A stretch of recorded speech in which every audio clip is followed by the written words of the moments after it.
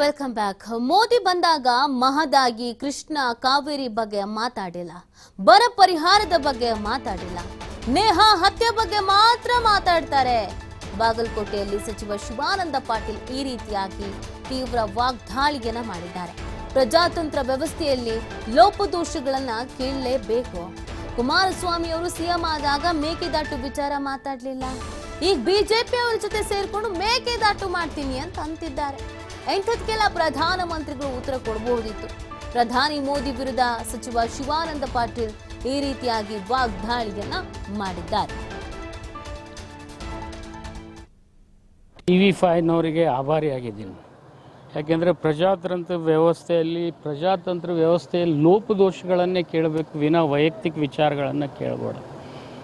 ಆದರೆ ಒಬ್ಬ ಪ್ರಧಾನಮಂತ್ರಿಗಳು ಅವ್ರ ಕಣ್ಣು ಎದುರಿಗೆ ಒಂದು ರಾಜ್ಯದಲ್ಲಿ ಇನ್ನೊಂದು ದುರಂತ ಘಟನೆ ಆಗಿದೆ, ಅದ್ರ ಬಗ್ಗೆ ಮಾತನಾಡಲಿಲ್ಲ. ಬರೀ ಒಂದು ನೇಹಾನ್ ವಿಚಾರದಲ್ಲಿ ರಾಜಕಾರಣ ಮಾಡ್ತಕ್ಕಂಥ ವಿಚಾರಕ್ಕೆ ಅವ್ರು ಮಾನ್ಯತೆ ಕೊಡ್ತಾ ಇದ್ದಾರೆ. ಇದು ಭಾಳ ದುರಾದೃಷ್ಟಕರ.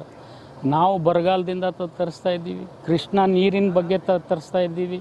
ಇನ್ನೊಂದು ಕಡೆ ಕುಮಾರಸ್ವಾಮಿ ಮುಖ್ಯಮಂತ್ರಿಗಳಿದ್ದಾಗ ಮೇಕೆದಾಟು ಮಾತಾಡಲಿಲ್ಲ, ಈಗ ಅವ್ರ ಜೊತೆ ಸೇರ್ಕೊಂಡ್ಮೇಲೆ ಮೇಕೆದಾಟನ್ನು ನಾನು ಮಾಡ್ತೀನಿ ಅಂತ ಹೇಳ್ತಾರೆ.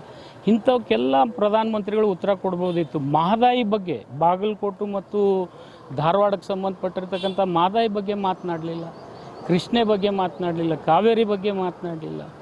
ಇನ್ನೊಂದು, ಈ ರಾಜ್ಯ ಇವತ್ತು ಬರಗಾಲದಿಂದ ತತ್ತರಿಸ್ತಕ್ಕಂಥ ಸಂದರ್ಭದಲ್ಲಿ ರೈತರು ನಮಗೆ NDRF ಪರಿಹಾರ ಕೇಳ್ತಾರೆ. ಆ ಪರಿಹಾರ ಕೂಡ ಕೊಡ್ತಕ್ಕಂಥ ಯೋಗ್ಯತೆ ಬಗ್ಗೆ ಪ್ರಧಾನಮಂತ್ರಿಗಳು ಮಾತನಾಡಲಿಲ್ಲ.